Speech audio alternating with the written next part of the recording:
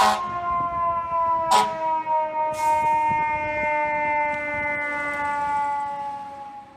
shooting division, 10-4-2. Chief, we have we have fire into the hallway on the floor above. You need a line upstairs. No water. Mayday. Let it do 7, mayday. The classification of the New York City Fire Department is considered open and physical. The system boundary diagram. The system boundary diagram consists of inputs, outputs, internal feedback, external feedback, and subsystems. One input for the FDNY system could be the initial call to 911 when reporting an emergency. Subsystems are categorized based on actions by personnel, which are denoted by the light blue boxes, and they have correlated equipment or technology, which are denoted by the dark blue boxes, and they follow a strict flow of movement from one subsystem to the next. Internal feedback can serve as more inputs into the system that do not require an active subsystem to operate, such as standard procedures and implied tasks, which can include maintenance or cleaning trucks. External feedbacks are put back into the system based on outside forces, which can include bystanders' reactions, counselings, and the City of New York reports. Get a rope to the roof. Get a 35 in the rear, 35 in the rear. Rope on the roof, 35 in the rear. The guy who wants the division, you get that? We need a rope on the roof. Top floor, we're losing the top floor, Patty. The systemogram. The purpose of the systemogram is to follow the actions or lack of actions to make the system function.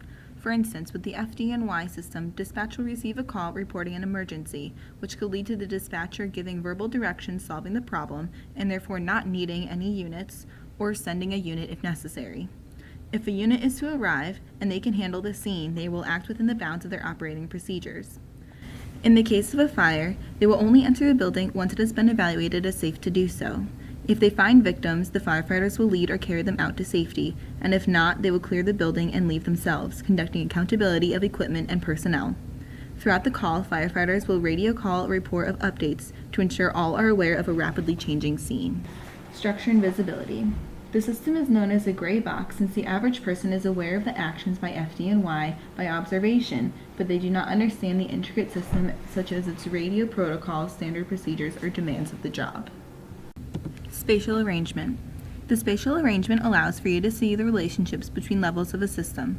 With respect to FDNY, the meta system of public safety of the City of New York has two systems, which are FDNY and NYPD. Within the system of FDNY, there are multiple subsystems which can include administrators, emergency medical services, firefighters, and dispatchers. Lastly, we can look at elements of the subsystems, which for a firefighter can include the protective fire uniform and oxygen. Mayday, 5-6, stand down, fellas. Firemen down in the rear. 2 firemen down in the rear. 2 firemen down in the rear. Let's go. We got 75. Put your pumps in your. Mayday, 2 firemen from the top floor in the rear. We need them. Evolution. Firefighting as a whole has evolved tremendously in America. Throughout the colonial era, 8 men would work in shifts to monitor the surrounding area, which were called wardens during the day and prowlers at night. Their means of firefighting consisted of observing an emergency on a patrol and creating an assembly line from the well to the scene and past buckets full of water. When entire communities helped, they were called bucket brigades, and they first became an organized force in 1898 under John Scannell, who was the first commissioner of New York Fire Department. The early 1900s consisted of paid firefighters replacing the once entirely volunteer system. Incredible innovations swept through the 1900s, such as carriages filled with water tanks as pictured.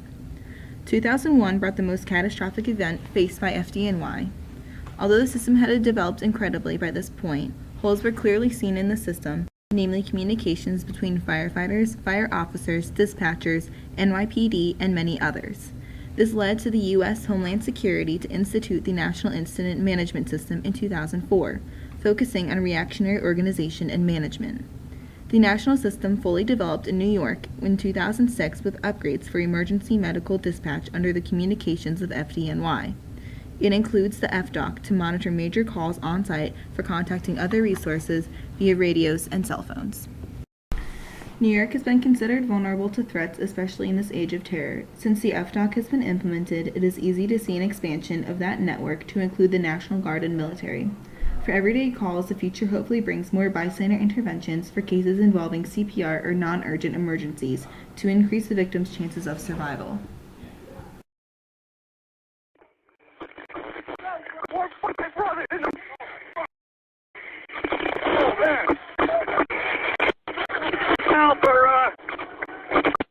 Show the metro up. We got a whole company in the rear. They had to. Two legs now. You got 6 guys out. And if you don't show, you got it. The system's life cycle. The system's life cycle begins with an established need. In this case, the need for fire departments is to save civilians from dying in fires, car collisions, and buildings collapsing. The second stage is to develop a system concept, which is as simple as a unit trained to put out fires and rescue people. In the early days of FDNY, the risk was programmatic because fire departments were typically not successful in saving lives. The third stage is design and developing the system, which can include developments made on the system, such as the idea of the FDNY network across bureaus and a hierarchy of personnel to each have designated tasks and optimize efficiency. The risk involved in this stage is scheduling and maintaining a timeline for the network to build. The fourth stage is to produce the system, and it entails training personnel on national, state, and local procedures and equipment. This stage can also have a scheduling risk due to the time it takes to create, implement, and train personnel. The fifth stage is deploying the system, which is to include all personnel and equipment are up to date. The risk could be technological, with equipment getting outdated, such as the horse-drawn carriage of water tanks in the 1900s. Currently, the Fire Department of New York is in the operation stage of the system, which is the sixth stage. They're constantly reevaluating the weaknesses of the system, such as communications as seen in 2001. The risk they are facing now is technology due to precautions getting outdated. The seventh stage of the system's life cycle has not yet been reached, which is system retirement. Within the system, different stakeholders emerge at different points. Initial stakeholders include civilians and government officials, as there is not yet a system in place for others to be affected. The subsequent stages each have firefighters and fire officials and fluctuate between civilians and government officials until the system is in operation. At this point, stakeholders extend to include NYPD. Ethical considerations must be made to include the investment firefighters and responders have in their calls. Since they are consumed in saving the victims' lives, it is far too easy to take on unnecessary risk. Kevin, the whole company just shoots out the rear cases. 1, 2, 3, 4, 5, 6. Who jumped in the rear? We need massive EMS here. Massive injuries. 10-4, I've already notified EMS. They're calling a bunch of buses, Kate. 7-1-7, how are we making out with that line now? Hey, be advised, 48's just bringing their line up now. I'm going to try to go back upstairs. 10-4.